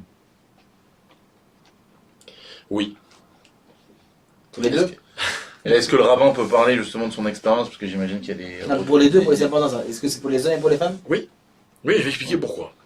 Je vais expliquer pourquoi. Parce que pour moi, le travers qui découle de cela, c'est que par exemple, aujourd'hui, lorsque vous proposez à quelqu'un un shidour, tout le monde sait ce que c'est un shidour, sinon j'explique, c'est quand vous proposez à deux personnes, un jeune homme et une jeune fille, de se rencontrer. Ok, vous dites, voilà, tu sais, je suis connu une jeune fille, ou j'ai connu un jeune homme, est-ce que tu voudrais le rencontrer, etc. Voilà, 2-3 questions, vous lui répondez. Qu'est-ce qu'il va faire tout de suite? Il va aller, écoutez bien, chercher à savoir qui est cette personne à travers une image. Ok? Ça me dérange. Ça me dérange parce que je vais vous dire quelque chose. Imaginez qu'il y ait une photo de moi sur Facebook, il y en a peut-être, peu importe. En tout cas, s'il y en a, c'est pas moi qui les ai mises. Mais imaginez qu'il y en ait une, et que cette photo, je sois, je sais pas moi, super bien coiffé, une chemise blanc, luisant. Voilà, magnifique, une belle cravate, etc. Ne vous fiez pas aux apparences. Je suis pas ça. Je suis pas toujours comme ça. Ok? Et même si sur une photo je peux paraître très classe, ça c'est que malheureusement je ne le suis pas toujours. Et dans l'autre sens, c'est vrai aussi. Imaginez que sur moi, il y ait de moi une photo qui n'est pas valorisante. Soyez gentil. C'est pas ça que je suis. Maintenant, je reviens à la question. Parce que la question, elle est posée par celui qui voudrait poser sa photo, poster sa photo sur les réseaux sociaux. Ok? C'est à vous de voir. De deux choses. Une fois, vous allez mettre de vous une photo dévalorisante, mais enfin, je crois pas, ce serait dommage. Soit vous allez mettre une photo valorisante de vous, et alors, c'est pas très honnête. Pas très honnête. Vous jouez à quoi? Et pourquoi? Maintenant, si vous avez un site commercial, et que vous voulez attirer les clients, je comprends. Mais si pour qu'on se fasse un avis de vous, enfin, c'est pas mon problème, c'est le vôtre. En termes de snoot, maintenant. Est-ce qu'il y a un problème de snoot ou Mais pas? encore une fois, c'est exactement ça la question. Là, Ou pareil, sur un site marchand, il peut avoir aussi... Mais je reviens sur ma définition de la tignote. Si sur la photo, celui qui est exposé est mal habillé, évidemment qu'il y a un problème de tignote à la ric. Là, on n'est pas dans l'esprit, on est dans la forme. Ok? Maintenant, si la question, Il est bien habillé.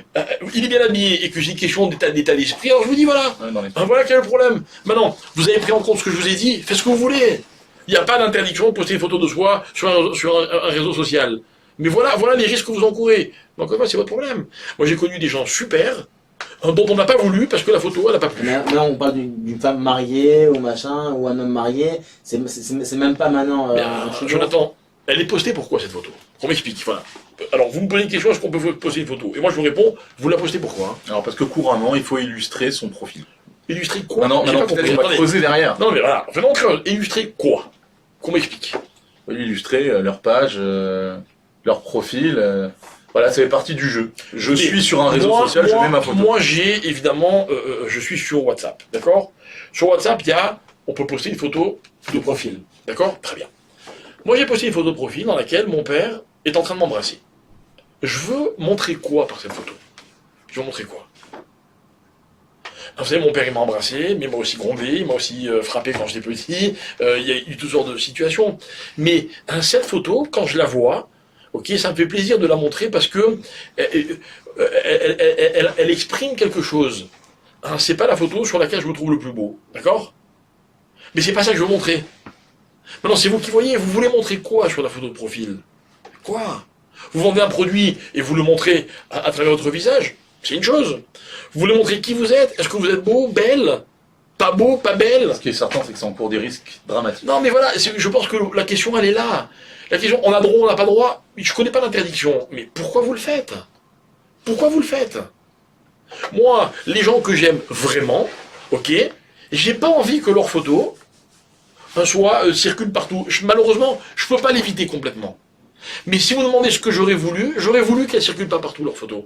Comme j'aurais voulu que les miennes ne circulent pas partout. C'est pas que je veux à eux les cacher et à moi m'exposer, pas du tout. Mais moi, j'essaie de m'exposer quand c'est nécessaire. Quand c'est pas nécessaire, j'essaie de ne pas m'exposer, sincèrement. Là, je vous fais un cours de Torah, je m'expose. Mais sachez que, c'est pas parce que, si je pouvais le faire autrement, je le ferais autrement. Je voudrais que quand on s'expose, il y ait une vraie raison. Il y a une vraie raison, il n'y a pas de problème de tsniout. Il n'y a pas de vraie raison, il peut y avoir un problème de tsniout. Voilà. On a une question. Prochaine question qui est toujours sur Facebook. Comment se fait-il qu'il y ait des rabbinim qui sont sur Facebook? Alors qu'il y a beaucoup de photos, comme on vient de dire, qui sont pas top. Des photos de qui? D'autres personnes. Ils voient d'autres personnes, forcément. Quand il y a des rabbinim qui sont sur Facebook, qui ont un profil, etc., forcément, ils voient d'autres personnes. Qui voit d'autres personnes? Les rabbinim qui ont leur page Facebook. Alors moi, j'ai une page Facebook, par exemple, il paraît, jamais ouverte. Moi, je crois que les rabbinim qui font attention, ils ont des pages Facebook, mais ils y vont pas. C'est pas pour qu'eux ils y aillent, c'est pour que vous y alliez, pour recevoir la Torah. Maintenant, vous qui allez sur Facebook pour d'autres choses, déjà, si déjà vous allez sur Facebook, allez-y pour de la Torah. Mais sincèrement, je serais étonné que les rabbinim aillent sur Facebook ou se baladent sur Facebook. Peut-être que voilà, il y a des questions, réponses sur Facebook, etc. C'est un outil extraordinaire dont aujourd'hui on peut plus tellement se passer. Ok. Maintenant, si moi je surprenais un rave en train de se balader sur Facebook, sincèrement, je ne comprendrais pas. Mais bon, encore une fois, chacun fait ce qu'il pense et ce qu'il veut. Ok. Mais la question de savoir pourquoi le rave il a une photo de lui sur Facebook et ça le fait voir d'autres personnes, je rejette. C'est pas forcément lié. Alors, la question de Valérie. Mon mari veut que je lui tienne la main en public, mais cela me dérange. Donc là, on aborde le latsniout, non pas vestimentaire, mais comportemental.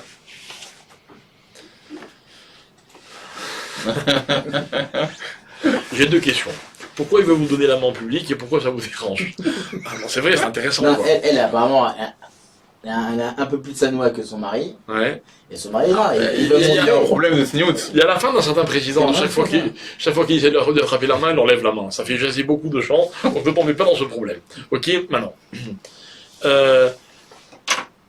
Est-ce que c'est bien d'exposer mes sentiments à la relation que j'entretiens avec mon conjoint en public? Si vous me posez la question, ça sert à rien. Et comme ça sert à rien et qu'il n'y a aucun intérêt, ça peut faire que du mal. J'ai pas besoin de montrer aux autres que j'aime mon conjoint. J'ai pas besoin de montrer aux autres que tout va bien entre nous, surtout si c'est pas le cas.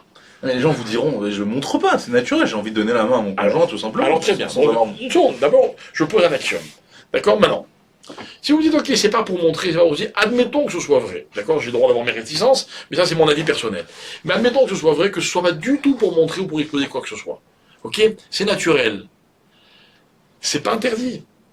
C'est pas interdit, c'est ma femme, vous êtes sa femme, il a envie de vous tenir la main, il n'y a pas de problème. C'est pas interdit. ça vous met mal à l'aise. Je pense qu'il faut le lui expliquer. Maintenant, écoutez bien, parce que le vrai problème, il est ailleurs. Mais ça, on va pas en traiter en public. On va pas le traiter en public, ce problème. C'est que, quand dans un couple, l'un veut ceci et l'autre ne veut surtout pas cette chose-là, il faut qu'on trouve un terrain d'entente.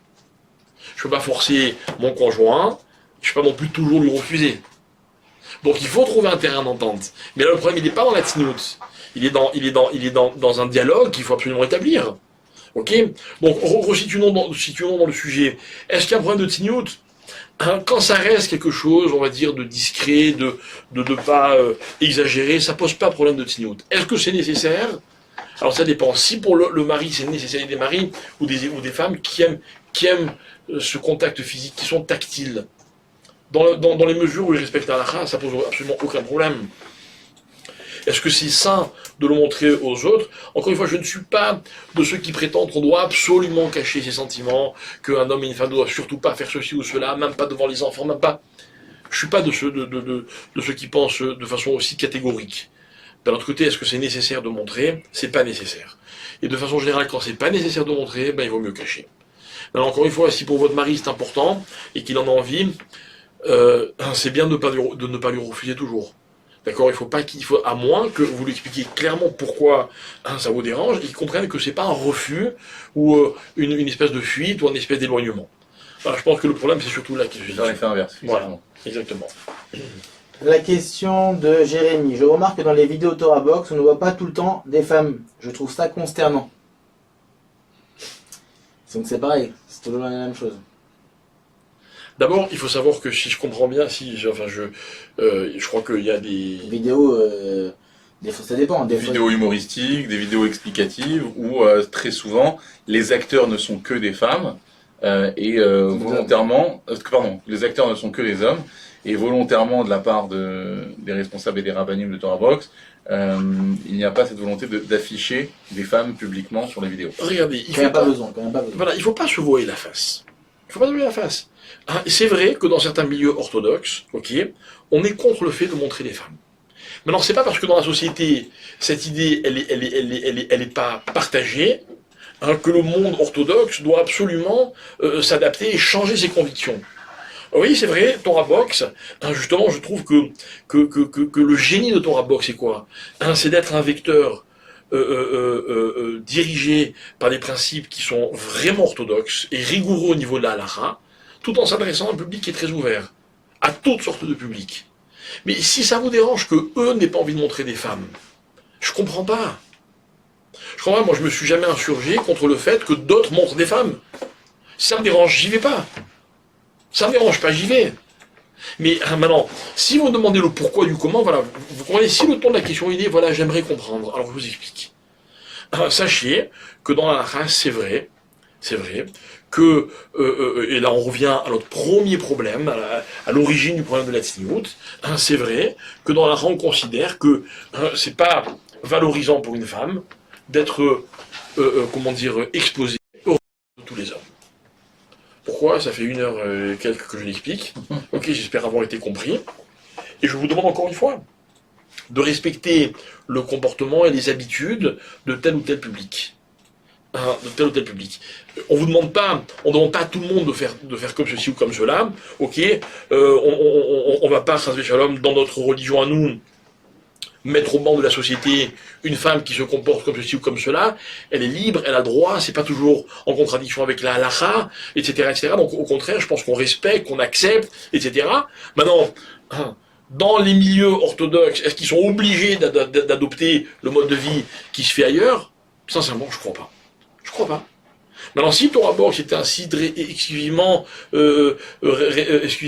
destiné aux ultra-orthodoxes, on pourrait le critiquer de ne pas être ouvert. Je pense que Torah Box a prouvé son ouverture d'esprit. Laissez-le respecter la halakha comme lui l'entend. Est-ce qu'on pourrait dire aussi dans ce cadre-là que peut-être Torah Box ou d'autres, on ne va pas nommer qui que ce soit, mais que justement les acteurs de ces vidéos les actrices, s'il y avait eu des actrices, n'auraient pas voulu, elles auraient bien voulu être actrices, mais elles n'auraient pas voulu être contemplées par les yeux de ces hommes dont on a évoqué tout à l'heure, dont on a parlé tout à l'heure, et c'est justement la raison pour laquelle Étant donné qu'on peut pas filtrer une fois qu'une vidéo est en ligne, alors on décide de pas mettre des femmes. Mais en théorie, la femme n'aurait pas eu de problème. C'est simplement à cause de certains types de personnes que ces femmes n'apparaissent pas. Exactement. Et de pas les faire trébucher. Et de respecter la décision de ces femmes-là, en fait. Alors je redis ce que je disais. Encore une fois, on est dans un système, ok, dans lequel il y a des règles qui ont été établies, des règles qui ne sont pas forcément des règles de halakha, mais des règles de comportement, d'esprit, etc. Ouais, Et donc voilà, je vais vous donner un exemple. Ma mère donne énormément de shiurim, d'accord? Mais évidemment, elle veut surtout pas s'adresser à des publics masculins. D'accord? Est-ce que c'est parce qu'elle se sent dévalorisée? Est-ce que c'est parce que justement elle est privée et que alors non, c'est son choix elle. C'est son choix elle. C'est comme ça qu'elle a le sentiment de vivre parfaitement sa Torah. Ça vous pose un problème? C'est pas censé poser un problème à qui que ce soit. C'est son choix. En fait, le problème de respect qu'on vient poser sur l'autre, en réalité, il faudrait peut-être... Voilà, exactement. Ne me demandez pas de respecter les autres en faisant quelque chose qui pour moi est un manque de respect. Si vous me le faisiez, ça serait un manque de respect pour moi. C'est tout. C'est ça le respect. Je vous respecte en fonction de ce que je pense être du respect. Je fais de mon mieux. Je fais de mon mieux. Et si dans la cellule dans laquelle je vis, que ce soit par rapport à mes parents, ou à mon épouse, ou à mes enfants, un jour je ne les ai pas respectés convenablement selon ce que eux considèrent, alors qu'est-ce que je vais faire? Je vais m'excuser. Et vous savez dans quelle mesure ils vont m'excuser? Parce que je vais les convaincre que ce que j'ai fait, c'est en pensant que c'était ce que je pouvais faire de mieux. Donc c'est un petit peu la même chose. Je crois que dans un système, parce que c'est un vrai système comme celui de Torah Box, ok, on a prouvé de maintes façons que tout le monde était respecté, qu'on prenait en considération chaque personne, que nos différences n'étaient pas là pour nous éloigner, mais au contraire, c'est ce qui font qu'elles nous rapprochent. D'accord?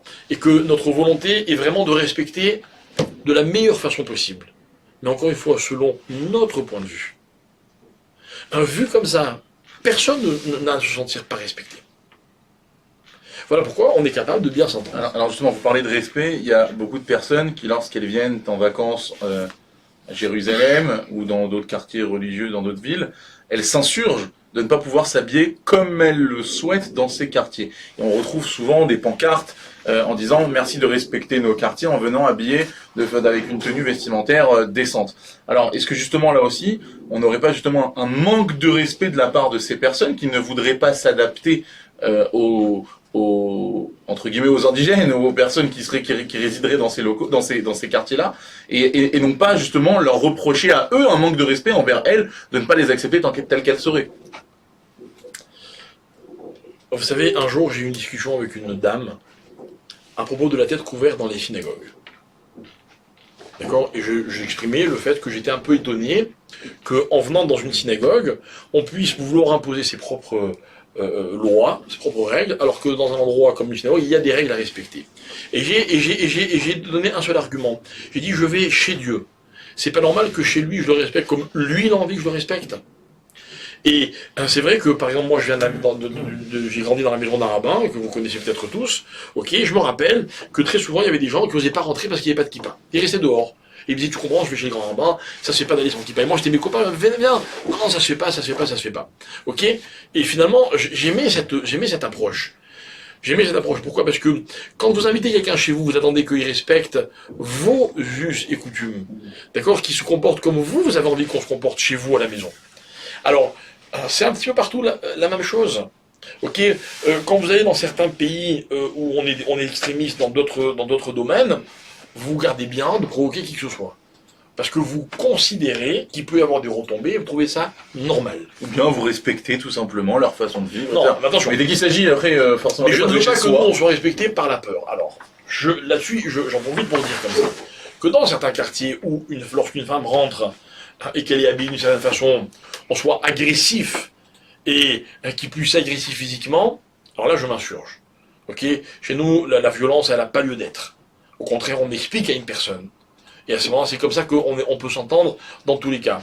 Mais en même temps, est-ce que c'est pas une agression quand volontairement on va dans tel ou tel endroit, où il y a une espèce d'entente, et que nous, on va briser cette bienséance ou cette organisation de la vie en faisant délibérément autre chose. Je trouve ça déplacé. Maintenant, est-ce que telle ou telle femme, il faut la répudier, chas v'shalom, que Dieu nous en préserve, on est loin de cela. Lapidé non plus. On est loin de cela, d'accord, mais par contre, le respect, il est ou mutuel ou il n'existe pas. Il n'y a pas de respect à sens unique, ça n'existe pas. Alors, la prochaine question de Karine. Puis-je amener mon fils de 4 ans à la plage des femmes? Mixte ou femme? Oui, j'ai Non, compris. femme, Enfin, femme ou mixte. Enfin, Femme. est-ce qu'un enfant de 4 ans peut voir des femmes en maillot? Voilà, D'accord. Alors, la réponse, elle est qu'à mon sens, mais je ne suis pas posé qu'à l'Acha, je ne crois pas qu'à 4 ans, ça pose vraiment un problème dramatique. Ok. Mais il faut être vigilant. D'accord. Il y a des choses auxquelles il est dommage d'habituer les enfants. Ok. Après, encore une fois, chacun se positionne par rapport à ses convictions. Ok. Et mon attitude n'a jamais été d'imposer ou de dire aux gens voilà ce qu'il faut faire. J'essaie d'expliquer qu'est-ce qui est le meilleur. Le meilleur, c'est de protéger un enfant. Un enfant, c'est une éponge. Tout ce qu'on lui permet d'absorber, tout ce qu'on met à sa portée, il l'absorbe. Ok. Quand ça sort, comment ça sort, je ne sais pas. Mais dans la mesure où je sais qu'un enfant absorbe et que mon enfant c'est ce que j'ai de plus cher et de plus précieux. Donc je vais évidemment pousser la protection le plus loin possible. Est-ce que vous pouvez aller à la plage avec votre enfant de 4 ans? Encore une fois, c'est mon avis. Je ne crois pas que ça pose de problème. Est-ce que j'ai raison? Ce coup-ci, je ne suis pas certain. Jonathan, est-ce qu'on a une question? Oui. Alors, à partir de quel âge ma petite fille doit être tsanoua? Pudique. Encore une fois, on tombe dans les questions de halakha. Alors évidemment, la halakha pure, c'est qu'une petite fille, à l'âge de 12 ans, elle n'a pas le droit donc d'être découverte, etc., etc. Ok. D'un autre côté, il y a un principe dans la halakha qu'on appelle, comment on dit,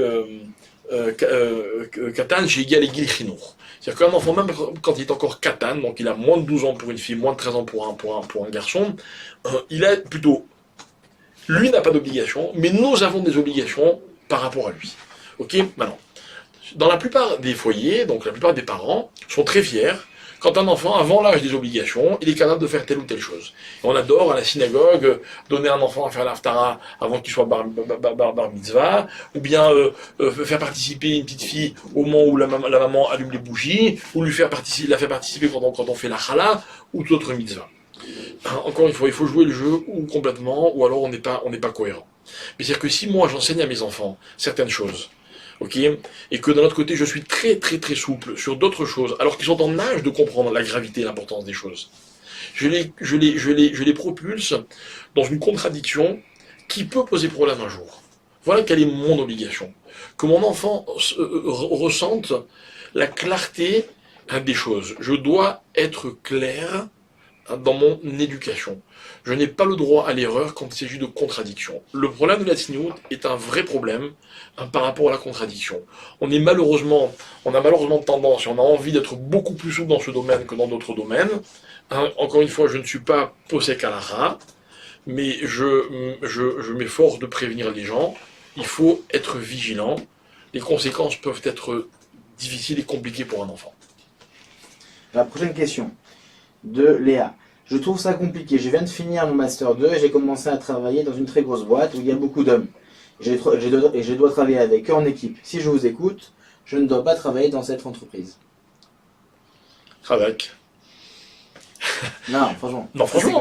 Mais franchement, si vous êtes cohérente, d'accord. Si vous pensez qu'il y a un danger, encore une fois, c'est la même question. Il y a un danger?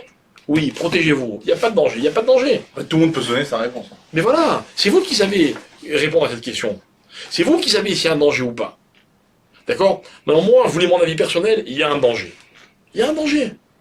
Maintenant, vous vous sentez capable de l'affronter, capable de le contourner, capable de ceci.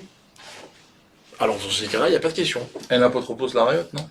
Justement, il y a un danger, donc il n'y a pas de garantie. Il n'y a pas de garantie. Est-ce que vous comprenez que dans ce domaine, d'accord, prenons un exemple. Je roule en voiture, il pleut, la route est glissante, j'ai des freins.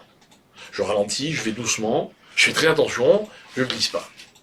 Dans ce domaine-là, hein, il n'y a pas de garantie, il n'y a pas de frein.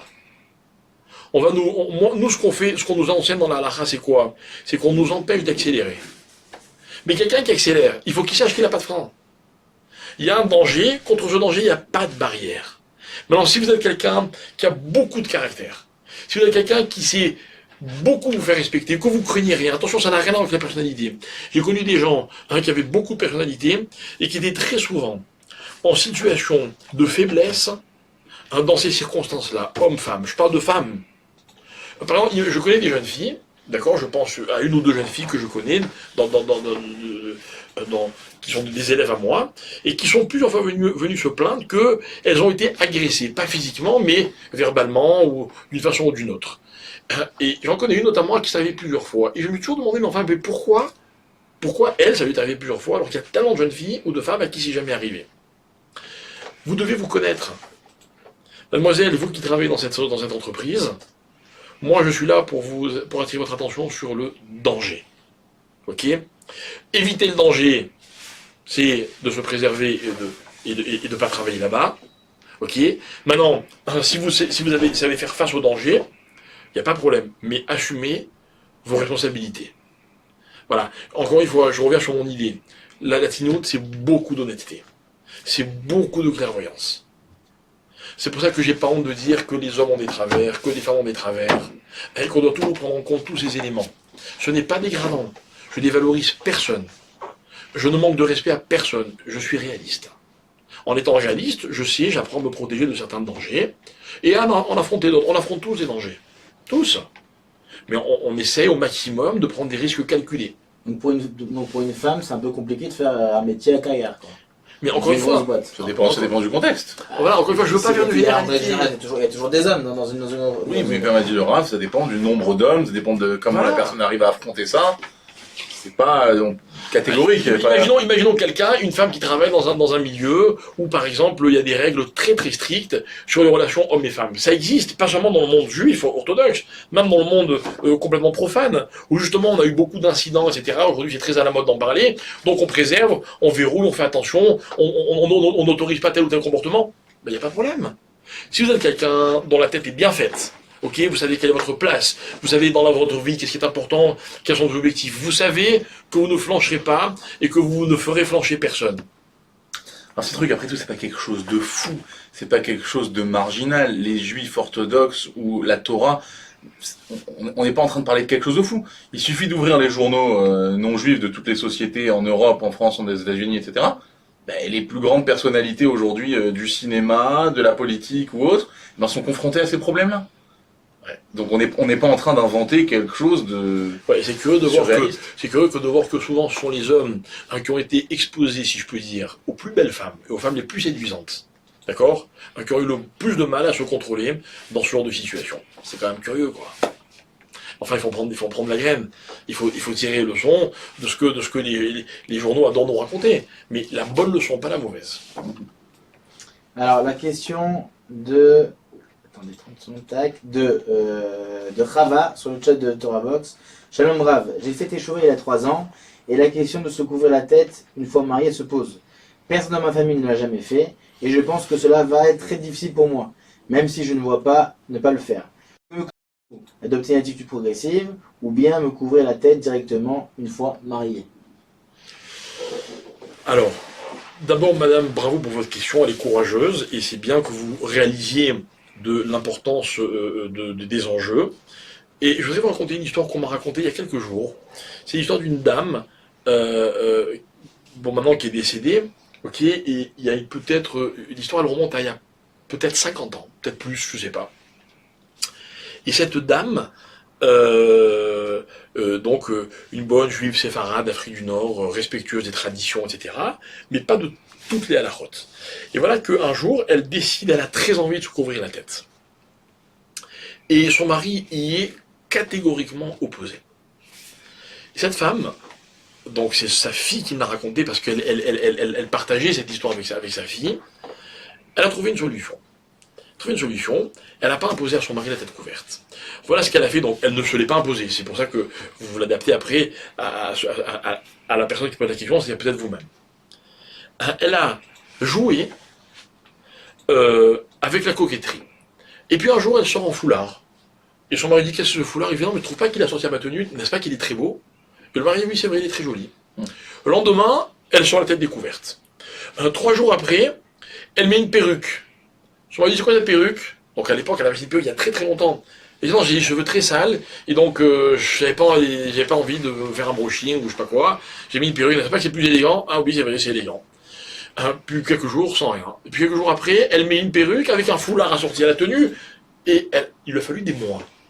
Et petit à petit, son mari s'est habitué. Et finalement, il est arrivé à la conclusion que sa femme, ça le dérangeait plus vraiment qu'elle ait la tête couverte. Je vous propose d'adapter ce que je viens de vous raconter à votre profil à vous. D'accord?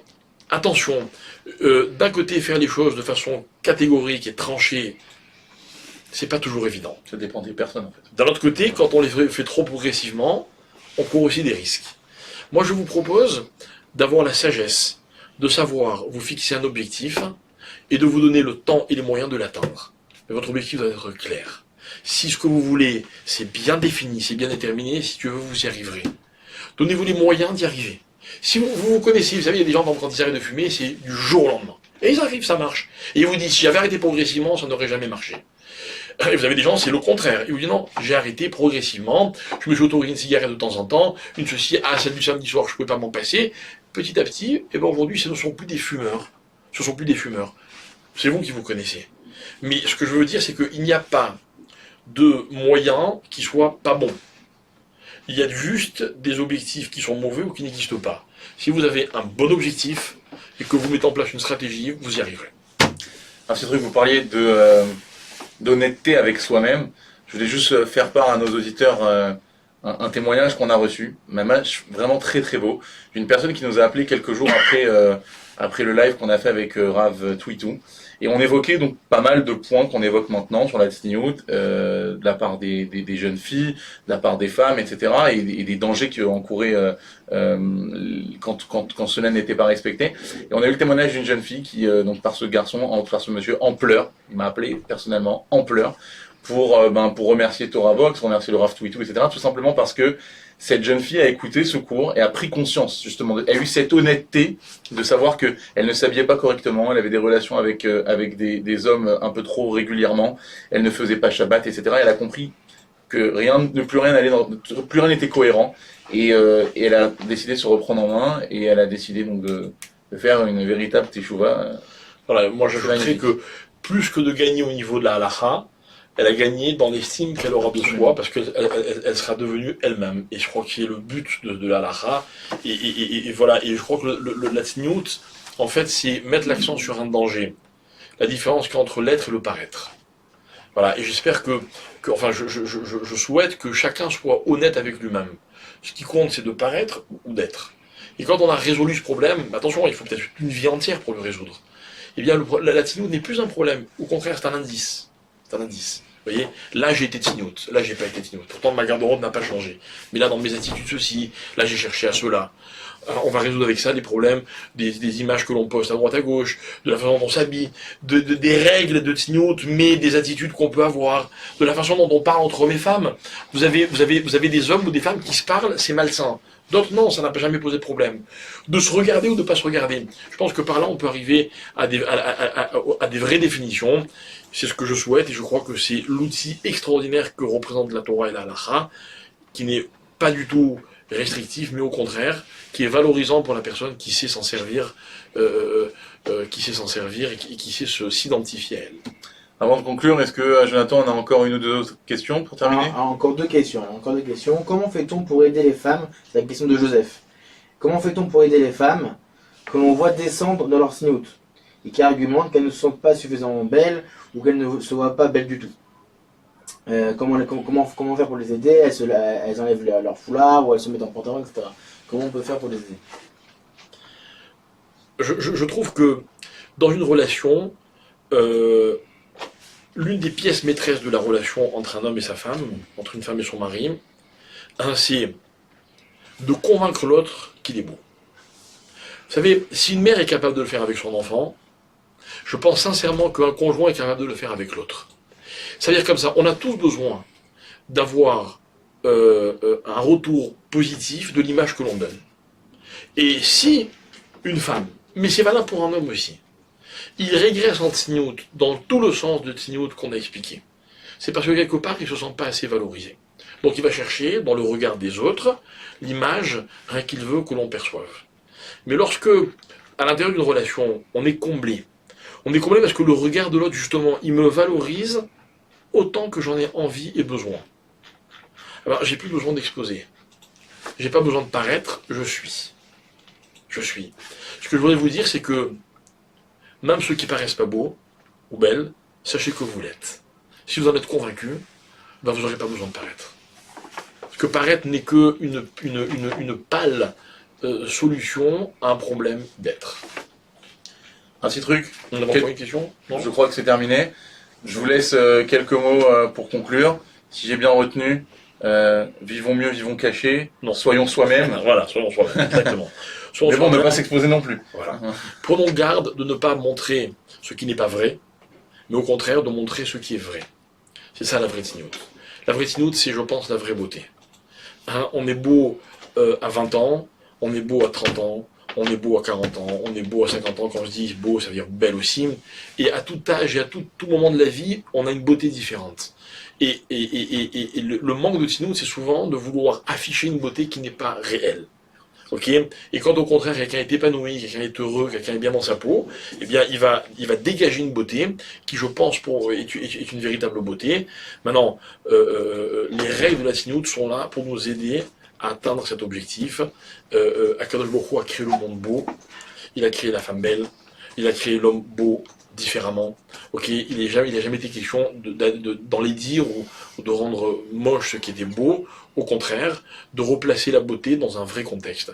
De la manière, quand on achète un bijou, on l'apprécie plus quand il est dans un bel écran.